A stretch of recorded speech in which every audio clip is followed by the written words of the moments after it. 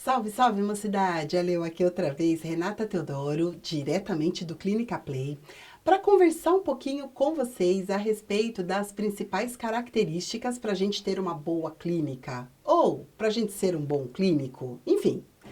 Para ter uma boa clínica, eu preciso alugar um imóvel lá na Berrini. Não, não é nada disso. Quando a gente fala em clínica, a gente está falando na intervenção do paciente como um todo, né? Então, a gente, quando aborda o paciente, desde a anamnese, que você começa a escutar a queixa dele, passando pelo exame físico, laboratorial, até chegar na intervenção, você está falando de clínica.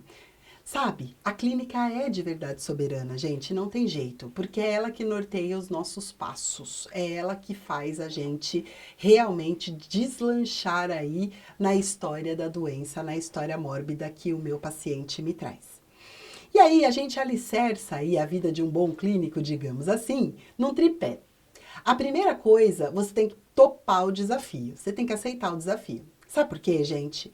É muito mais fácil a gente estabelecer alguns pensamentos simplistas acerca do diagnóstico ou acerca da intervenção, enfim, daquilo que o meu paciente traz.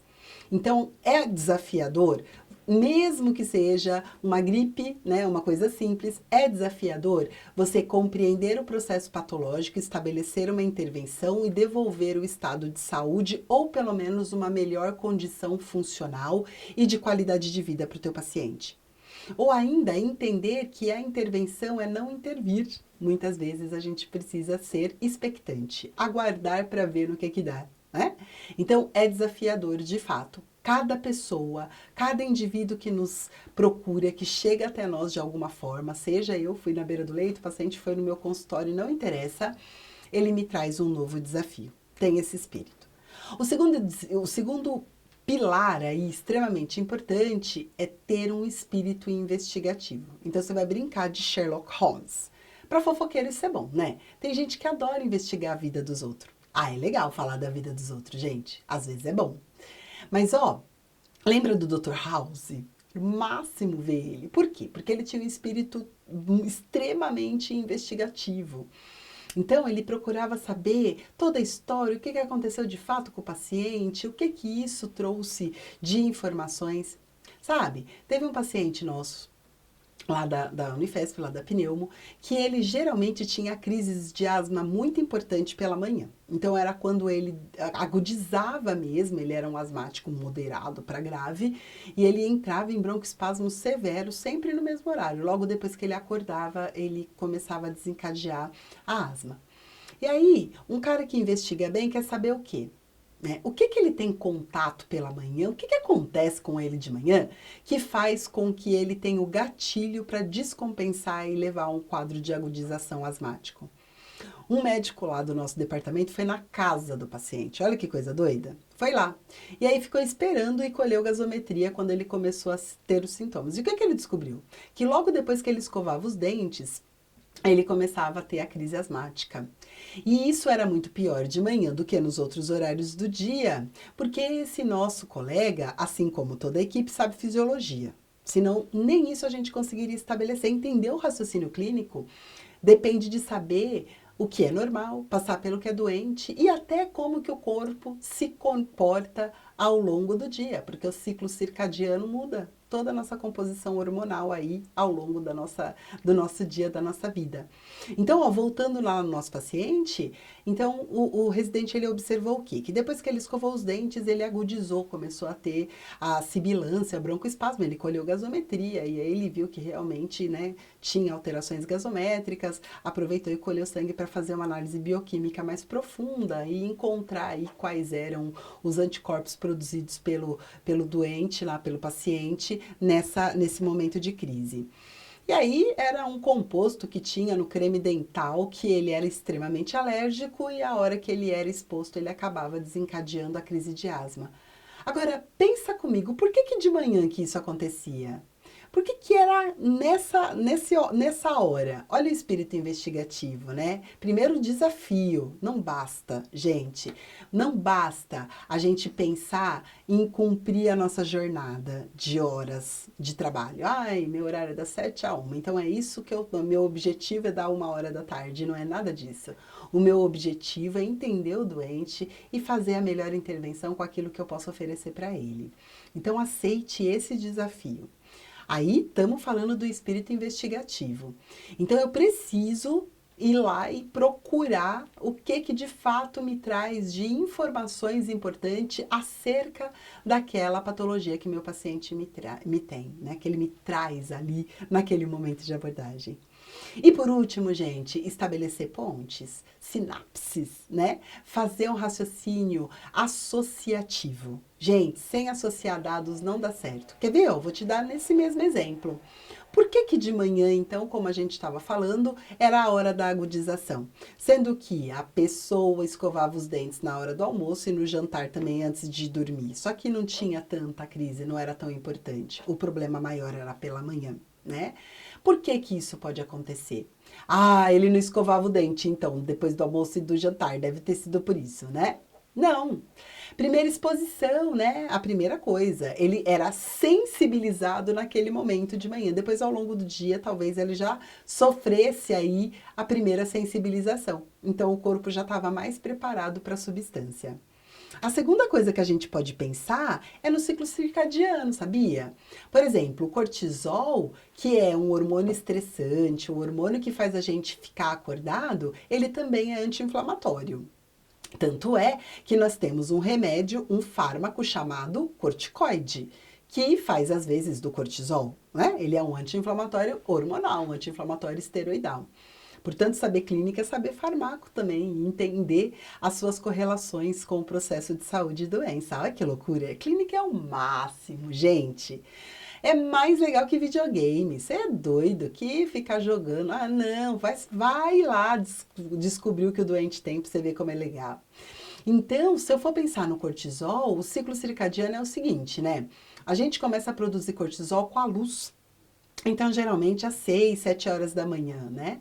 Que a gente tem aí a ativação do hormônio corticogonadotrófico, liberado lá pela neurohipófise, que vai lá na suprarrenal estimular a produção de cortisol. E aí o cortisol ele vai se elevando ao longo do dia.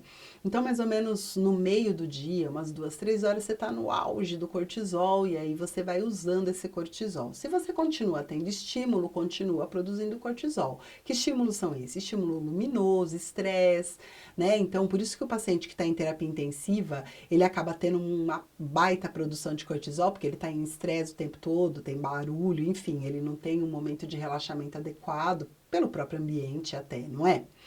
Mas, fisiologicamente, à noite a gente para de produzir cortisol. Para quê? Para dormir! Eu falei que ele é um hormônio estressante, né? Então não pode ter cortisol para dormir.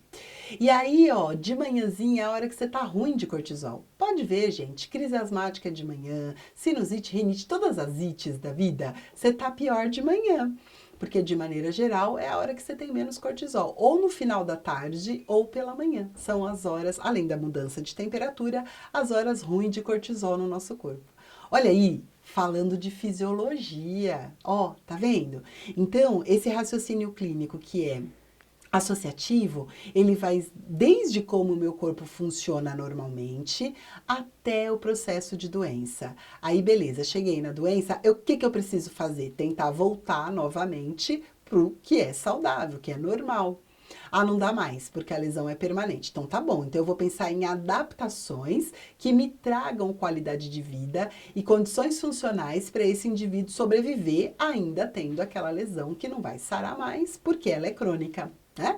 Então, percebam que se eu não estabeleço todas essas pontes, eu não consigo ter uma boa avaliação, um diagnóstico global do meu paciente e eu não consigo ter uma boa intervenção. Então, não esqueça desse tripé.